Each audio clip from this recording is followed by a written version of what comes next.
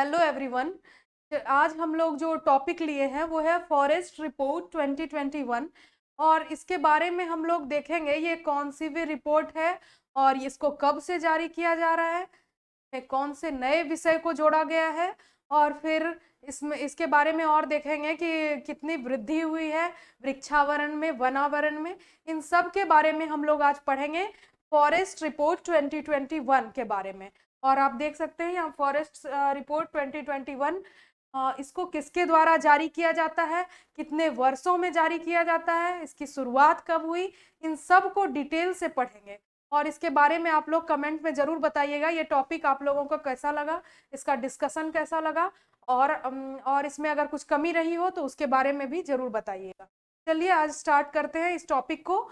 सबसे पहले देखते हैं India State of Forest report 2021 को जारी किया गया है आईएसएफआर के द्वारा। आईएसएफआर की ये 17वीं रिपोर्ट है। कौन सी भी रिपोर्ट है? 17th रिपोर्ट है, ये 17वीं बार को जारी किया गया है।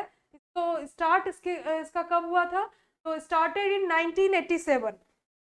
तो ये फॉरेस्ट सर्वे रिपोर्ट ये कब से इसकी शुरुआत हुई है? 1987 से।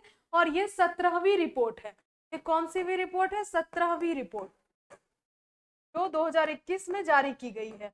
और आईएसएफआर वन और वृक्ष आवरण, बांस संसाधन, कार्बन स्टॉक और जंगल की आग का आकलन करता है।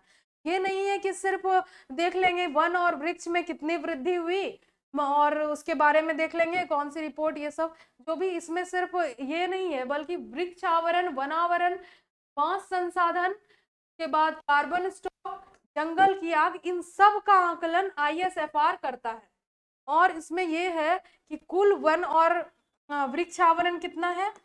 कुल वन और वृक्षावरण ये 80.9 मिलियन हेक्टेयर है। अभी कुल वन और वृक्षावरण कितना है? 80.9 मिलियन हेक्टेयर। और देश के कुल भौगोलिक क्षेत्र का कितना परसेंट है? 24.62%। जो पिछली बार जो रिपोर्ट जारी हुआ था, जो 2019 में जारी हुआ था, तो जिसमें कितना परसेंटेज था? 24.56%। जो अभी बढ़ करके कितना हो गया है? 24.62%। तो इसके बारे में एक बार और देख लेते हैं। ये started in 1987, it's started in 1987। उसके बाद फिर आईएसएफआर की ये द्विवार्षिक रिपोर्ट है, यानी कि 2 साल में इसको जारी किया जाता है। उसके बाद इसमें क्या क्या चीज का आकलन किया जाता है? वन और वृक्ष आवरण, बांस संसाधन, कार्बन स्टॉक, जंगल की आग, इन सब का आकलन आईएसएफआर के द्वारा किया जाता है। India State of Forest Report ISFR का फुल फॉर्म है। के बाद इसमें कुल वन और वृक्ष आवरण कितना मिलियन हेक्टेयर है? 80.9 मिलियन हेक्टेयर। और देश के कुल भौगोलिक क्षेत्र का कितना परसेंट है? 24.62%। के बाद चलिए हम लोग आगे की तरफ बढ़ते हैं। 2019 की तुलना में देश के कुल वन और वृक्ष आवरण में वृद्धि कितनी हुई है? 2261 किलोमीटर स्क्वायर। कितने किलोमीटर स्क्वायर की वृद्धि हुई है? 2261 स्क्वायर किलोमीटर की वृद्धि हुई है एरिया में। एरिया वाइज कितनी वृद्धि है? 2261 स्क्वायर किलोमीटर की। और वनावरण में वृद्धि कितनी हुई है? पहले हम लोग वन और वृक्ष आवरण के बारे में देखें, ठीक है। अब देख रहे हैं वनावरण में कितनी वृद्धि हुई। पूछ सकता है एग्जाम में कंफ्यूज नहीं होना है, इसलिए इन सारे पॉइंट्स को यहाँ डिस्कस कर लिया गया है। जैसे हो गया वन आवरण पूछ सकता है, वृक्षावरण अलग से पूछ सकता है, या वन और वृक्षावरण। तो वनावरण में वृद्धि 1540 स्क्वायर किलोमीटर, और वृक्षावरण में वृद्धि 721 स्क्वायर किलोमीटर। और वृद्धि वाले 3 शीर्ष राज्य, जैसे कि 3 शीर्ष राज्य के बारे में देख लेंगे, तो इसमें तीनों राज्य के बारे में जानकारी मिल जाएगा।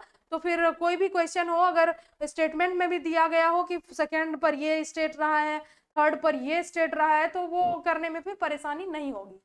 तो इसमें वृद्धि वाले 3 शीर्ष राज्य कौन कौन है? आंध्र प्रदेश, तेलंगाना, देन उड़ीसा।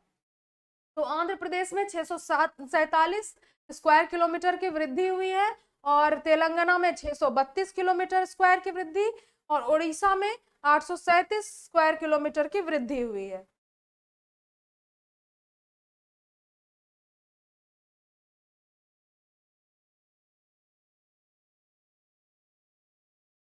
एक मिनट।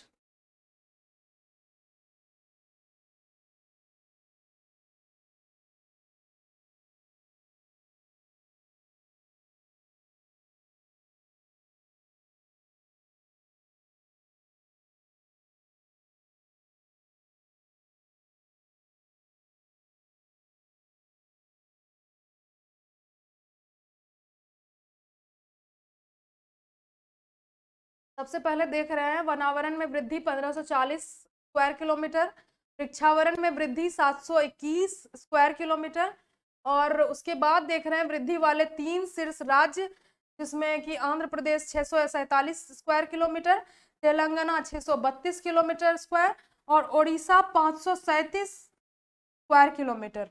ओडिशा,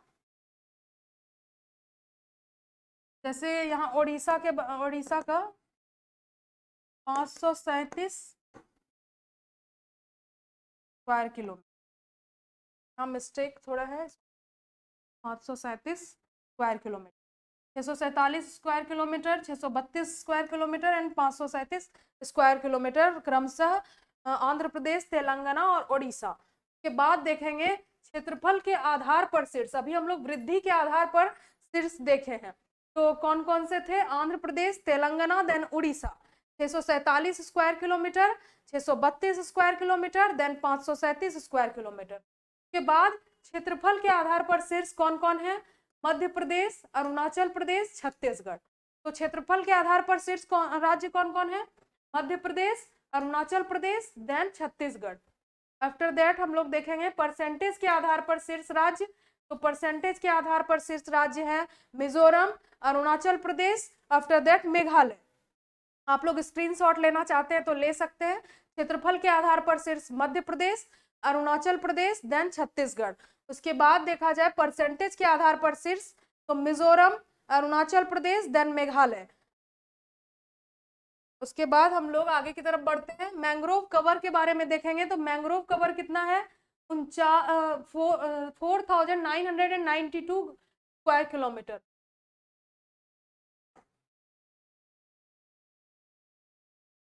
तो ये हो गया मैंग्रोव कवर 4992 किलोमीटर स्क्वायर। तो 2019 की तुलना में इसमें कितनी वृद्धि हुई है? तो इसमें वृद्धि हुई है 17 स्क्वायर किलोमीटर की वृद्धि हुई है। 17 स्क्वायर किलोमीटर की वृद्धि 2019 की तुलना में मैंग्रोव कवर में हुई है, क्योंकि क्वेश्चन कभी कभी मैंग्रोव कवर से भी पूछ दिया जाता है कि मैंग्रोव कवर में कितनी वृद्धि हुई है, तो 17 square kilometre. And mangrove cover में सर्वाधिक वृद्धि वाले राज्य, शीर्ष 3 राज्य के बारे में देखेंगे, ओडिशा, देन महाराष्ट्र, देन कर्नाटका। तो सबसे पहले मैंग्रोव कवर में वृद्धि करने वाले राज्य कौन है? Odisha 8 square kilometre, Maharashtra 4 square kilometre और कर्नाटका 3 स्क्वायर किलोमीटर। सबसे पहले ओडिशा मैंग्रोव कवर में जो वृद्धि किया है वो शीर्ष राज्य उड़ीसा है, उसके बाद Maharashtra, then Karnataka. 8 square kilometre, 4 square kilometre and 3 square kilometre. अब देखेंगे देश में कुल कार्बन स्टॉक कितना है? 7204 मिलियन टन होने का अनुमान। ठीक है, देश में कुल कितना कार्बन स्टॉक होने का अनुमान है? तो 7204 मिलियन टन। के बाद देखेंगे इस वर्ष की रिपोर्ट में भारत के टाइगर रिजर्व कॉरिडोर और शेर संरक्षण क्षेत्र में वन आवरण के आकलन से संबंधित एक नया अध्याय जोड़ा गया है। जैसे कि वन आवरण में एक नया अध्याय कौन सा जोड़ा गया है? भारत के टाइगर रिजर्व के कॉरिडोर और शेर संरक्षण क्षेत्र में वन आवरण के आकलन से संबंधित एक नया अध्याय को जोड़ा गया है। तो ऐसा ऑप्शन में मतलब स्टेटमेंट में दिया जा सकता है कि कौन से नए अध्याय को जोड़ा गया है। तो भारत के जो बाघ संरक्षण, टाइगर रिजर्व कॉरिडोर है और शेर संरक्षण क्षेत्र है, इन दोनों में आने वाले वन आवरण के आकलन से संबंधित अध्याय को जोड़ा गया है। और जमीन के ऊपर बायोमास का आकलन करने संबंधित एक नया अध्याय को शामिल किया गया है। 2 अध्याय हो गया, एक जमीन के ऊपर बायोमास और एक हो गया टाइगर रिजर्व कॉरिडोर्स और शेर संरक्षण क्षेत्र में जो है वन आवरण का आकलन। के बाद देखेंगे जो है इसको किसके द्वारा किया गया? अंतरिक्ष अनुप्रयोग केंद्र इसरो अहमदाबाद के सहयोग से पूरे देश में जमीन के ऊपर बायोमास, पूरे देश में इसको जो है ये देख सकते अंतरिक्ष अनुप्रयोग केंद्र,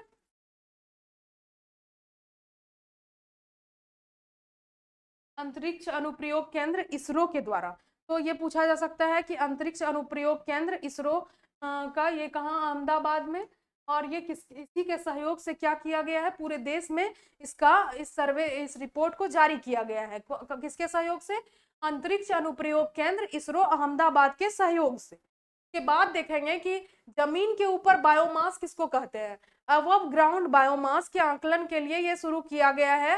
ये जो है अबव ग्राउंड बायोमास के आंकलन के लिए किसको शुरू किया गया है, किसके द्वारा, ये इसरो के द्वारा। अब देखेंगे अबव ग्राउंड बायोमास क्या है, ये आप लोग देखेंगे इस पॉइंट में जो है।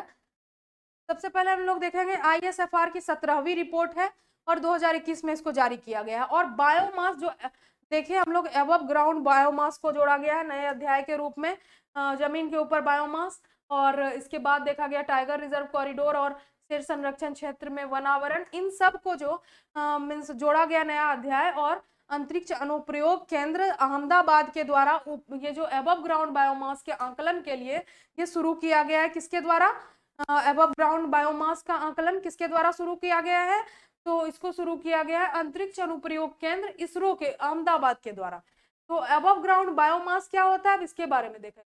अबव ग्राउंड बायोमास धरातल के सभी जीवित वनस्पति, धरातल पर जो उपस्थित है सभी जीवित वनस्पति पदार्थ जैसे तना, शाखा, छाल, बीज और पत्ते, ये सभी अबव ग्राउंड बायोमास है। अबव ग्राउंड बायोमास कौन कौन है, धरातल के सभी जीवित वनस्पति पदार्थ जैसे तना, शाखाएं, छाल, बीज और पत्ते, ये सभी अबव ग्राउंड बायोमास में शामिल होते हैं। तो इसके बारे में भी जान गए कि अबव ग्राउंड बायोमास क्या होता है। और अबव ग्राउंड बायोमास जो अध्याय के रूप में शामिल किया गया है, जिसका आकलन किसके द्वारा किया जा रहा है, किसके सहयोग से, तो अंतरिक्ष अनुप्रयोग केंद्र इसरो अहमदाबाद के सहयोग से अबव ग्राउंड बायोमास के आकलन के लिए इसको शुरू किया गया है।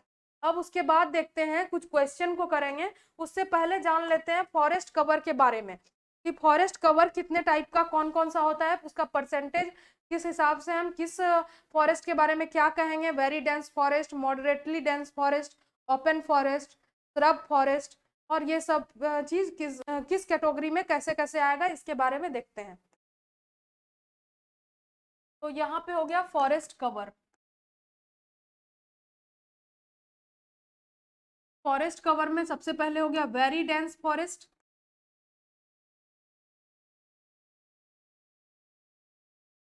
तो इसमें हो गया 70% से अधिक कैनोपी डेंसिटी।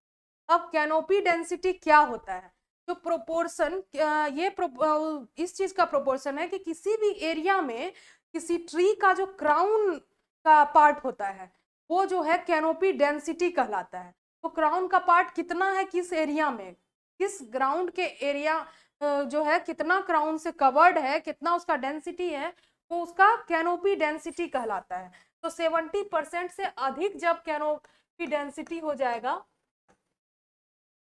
तब में कैनोपी डेंसिटी की बात की गई है, तो 70% से अधिक कैनोपी डेंसिटी, तो very dense forest, moderately dense forest, moderately dense forest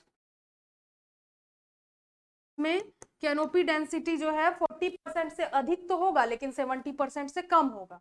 moderately dense forest किसको कहेंगे, जब कैनोपी डेंसिटी 40% से अधिक और 70% से कम होगा। 40% से अधिक बट 70% से कम, और 70% से अधिक किसमें होगा, वेरी डेंस फॉरेस्ट में। के बाद देखेंगे ओपन फॉरेस्ट, तो इसमें होगा, ये किस क्राइटेरिया को फॉलो करेगा, तो इसमें 10% से अधिक कैनोपी डेंसिटी और 40% से कम। तो 10% से अधिक और 40% से कम रहेगा तो ये क्या कहलाएगा, ओपन फॉरेस्ट। और सब में देख लेंगे कैनोपी डेंसिटी की बात कही गई है, वो प्रोपोर्शन जो ट्री के क्राउन से कवर होता है, तो एरिया ट्री के क्राउन से, ट्री के ऊपर वाले पार्ट से कवर होता है, तो उसको कैनोपी डेंसिटी कहते हैं और वो ट्री का क्राउन कहलाता है। के बाद हम लोग देखेंगे कि ओपन फॉरेस्ट हो गया 10% से अधिक कैनोपी डेंसिटी और 40% से कम। तो यहाँ पे हम लोग देख रहे हैं कि हम लोग किसके बारे में ये अधिक और कम ये बोल रहे हैं। ये सबसे पहले फॉरेस्ट कवर के बारे में देख लिए कितने टाइप के हैं, और कम और ज्यादा किसके बारे में बात हो रहा है, कैनोपी डेंसिटी के बारे में बात हो रहा है। यहाँ कम और ज्यादा 70% से अधिक वेरी डेंस फॉरेस्ट, 40% से अधिक बट 70% से कम मॉडरेटली डेंस फॉरेस्ट, और ओपन फॉरेस्ट 10% से अधिक और 40% से कम। उसके बाद देखेंगे श्रब फॉरेस्ट।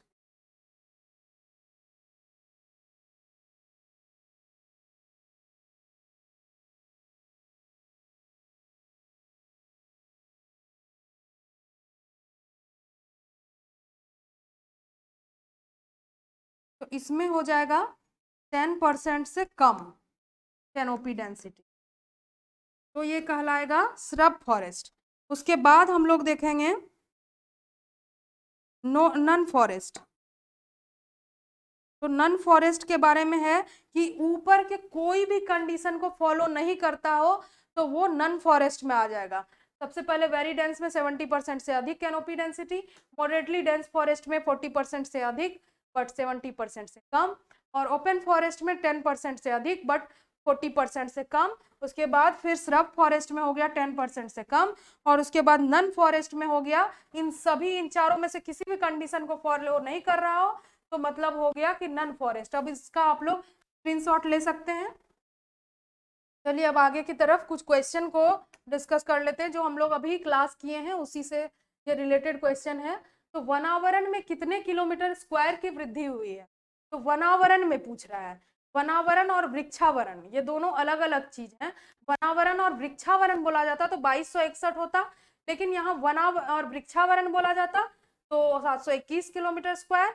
बट यहाँ पूछा गया है वनावरण, इसमें 1540 स्क्वायर किलोमीटर की वृद्धि हुई है। 1540 स्क्वायर किलोमीटर। आगे की तरफ चलते हैं। वनों के क्षेत्रफल के आधार पर कौन सा राज्य तीसरे स्थान पर स्थित है? तो क्षेत्रफल के आधार पर तीसरे स्थान पर कौन स्थित है? तो हम लोग देखेंगे फर्स्ट पर कौन था? मध्य प्रदेश। दूसरे पर कौन था? अरुणाचल प्रदेश।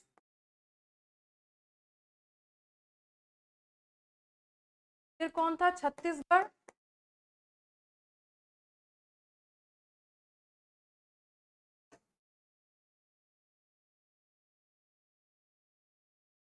जैसे आप देख सकते हैं क्षेत्रफल के आधार पर शीर्ष कौन कौन है? Madhya Pradesh, Arunachal Pradesh, after that Chhattisgarh. और उसके बाद हम लोग देख लेते हैं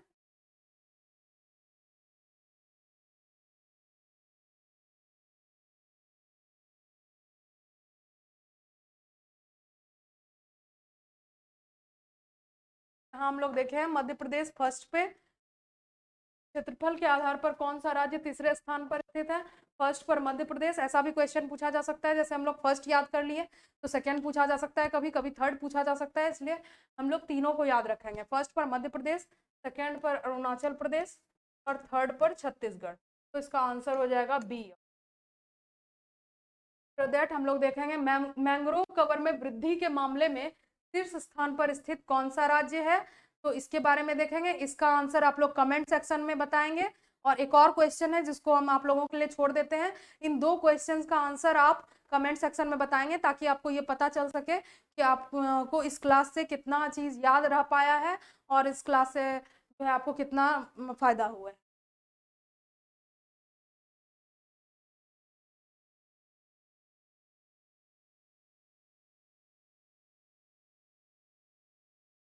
तो इसका तीसरा क्वेश्चन है 2019 की तुलना में मैंग्रोव कवर में कितने वर्ग किलोमीटर की वृद्धि हुई है? तो हम लोग अभी देखे 17 वर्ग किलोमीटर की वृद्धि हुई है। मैंग्रोव कवर में कितने वर्ग किलोमीटर की वृद्धि हुई है? तो 17 किलोमीटर स्क्वायर की वृद्धि हुई है।